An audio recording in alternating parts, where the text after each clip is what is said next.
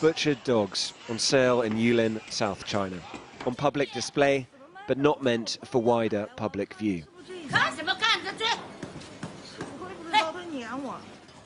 This footage was provided to Sky News by activists on the ground, ahead of the annual Dog Meat Festival, which starts this Sunday. The pandemic has put the spotlight on unusual meat and unsanitary market conditions in China. The slaughter, butchery and sale of dogs isn't just upsetting to many inside China and globally, it's also risky. We understand that the pandemic often is caused by a huge concentration of animals of different species, animals of compromised immunity system. A lot of dogs are such animals in great concentration and with huge psychological and mental, physical problem. So dog meat is potential breeding ground for a pandemic. The festival has been running since at least 2010. These pictures are from 2015 and 2016, when it was all much more public. But as a result of the pandemic, the Chinese government banned trade in wild animals. And it's also issued guidelines that dogs should be classified as companions, not livestock. Two cities, Shenzhen and Zhuhai, both in the southern province of Guangdong, this year banned the sale of dog meat entirely.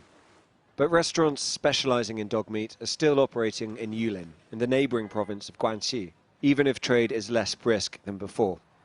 The vast majority of Chinese people do not eat dogs. In the cosmopolitan capital of Beijing, it's hard to find anyone who approves. 也吃过，但是很少吃。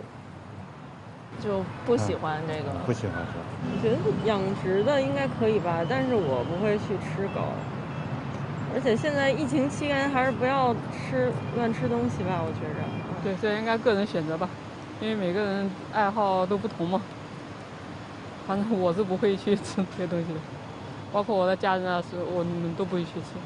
What Beijing says doesn't always go, especially in the provinces. The Ministry of Agriculture here in the capital has issued new guidelines, but they are just guidelines, they're not a new law. For all the might of the party, for all that public opinion might be against the dog meat trade, change is still slow.